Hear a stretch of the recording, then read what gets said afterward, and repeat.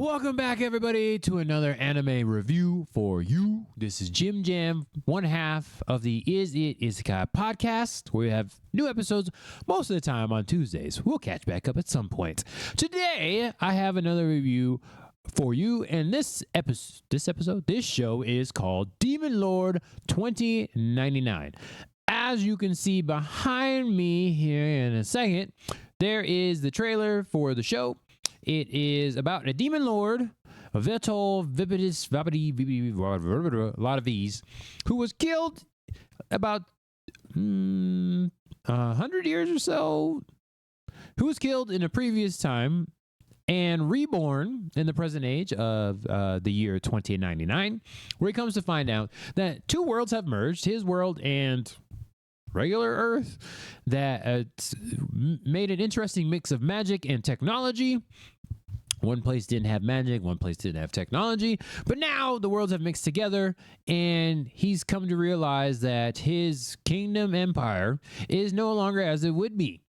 There was a battle between the Immortals and the Mortals, and I'm going to spoil this a little bit for you, which is interesting that mortals can become immortals after a certain process time or something like that, which is very strange.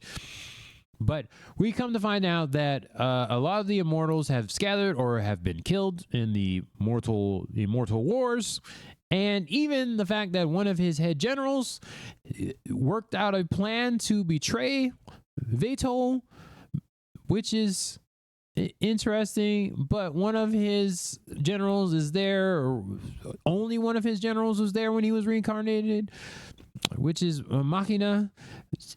Interesting how that she was the only one there, knew exactly where he was. He got reborn in like a sewer or something like that. So the whole show is about him getting used to living in the present time after having lived for so long in the past, and also to try to rebuild his kingdom.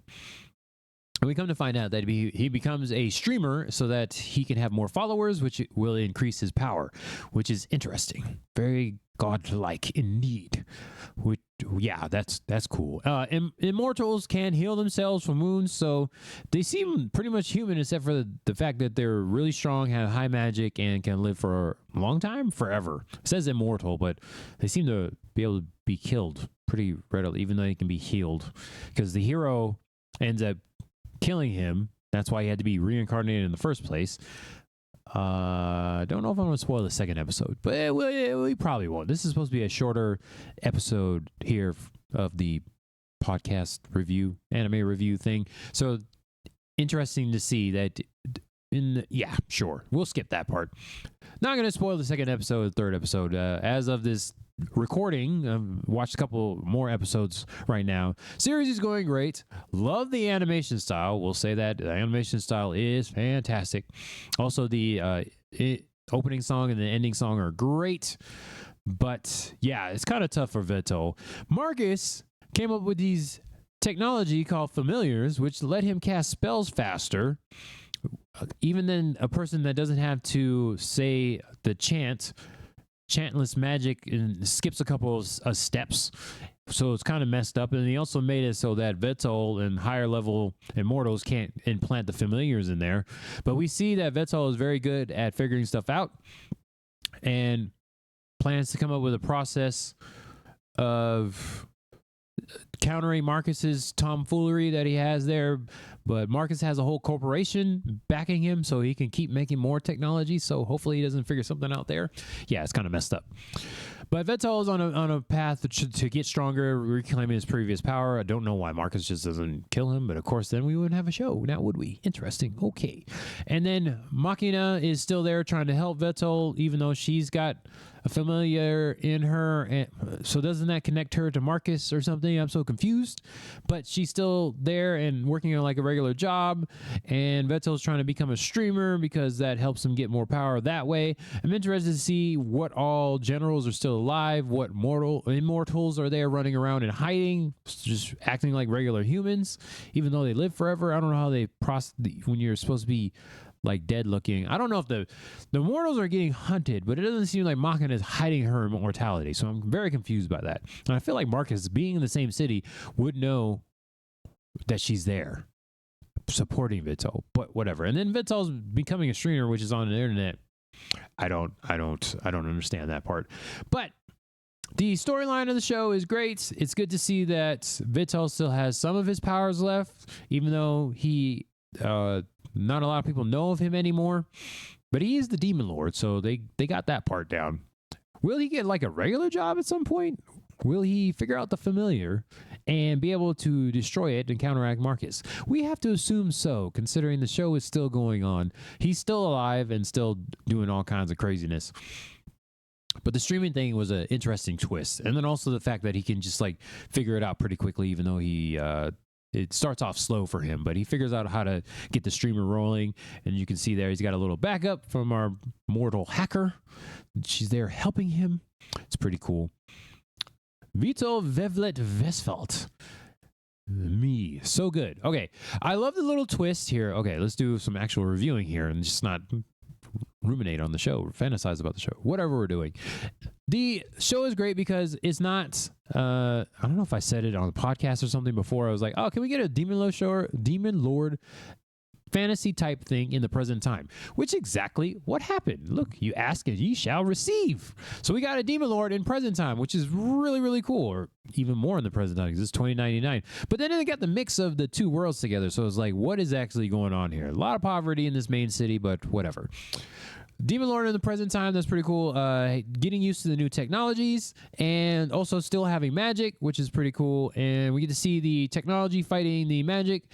Good fights there. That is in the next episode. I wasn't really going to talk about that, but I kind of did. Yeah, all right, sure. It's great to see. I like the little change up that we got going on. As I said, the opening and ending, it was just fantastic. And it was also funny that Veltol can't do a regular job because like I've been leading armies and slaughtering people. How does that transfer to modern day stuff? It's like doesn't really. So let me become a streamer. As is, makes perfect sense. Of course. That's what you do. If you can't do a regular job, 9 to 5, we just go be a streamer. It's great. Okay, that is all for now. I'll keep it a little bit shorter. I don't want to spoil any other episodes here. Not a whole lot going on in the first season, but I like the mix of the Demon Lord in present times, having to get like a regular job and get used to regular society. And then also the fact that he has a huge handicap because he can't use the Familiar, which is like commonplace for everybody to connect to the internet. It's great. I'm looking forward to the rest of the season. I don't know how season 2 is going to work out, especially if he beats Marcus. It's like, what else is next? But I'm sure something else will probably pop up if we have another season. So very much looking for the rest of the season. Don't know how about season 2. We'll see about halfway through this season if season 2 is a thing. Yeah, not super hyped for it. So I'll give it like a 8 out of, that's half. 8 out of 12. 8 out of 10. Sonic Booms or something, whatever. His sword, whatever his sword name is, evil sword thing. Yeah, we'll give 8 out of 10 evil sword names or whatever it is. But keep watching Demon Lord 2099. If anything else, it's something different than a regular Demon Lord show, even though there's a lot of good Demon Lord shows. Looking at you, Overlord. But still, present time Demon Lord. Pretty cool. And also, it's one of the, not like reincarnation, isekai reincarnation type deals. He just was killed in the past and reborn in the future. Those kind of reincarnation shows are becoming more commonplace, so that's pretty cool. Like that a little bit, and it's 2099, which is in the future, which is different than what we're used to most of the time with Demon Lord stuff. So that part's cool. All right, that's it for now.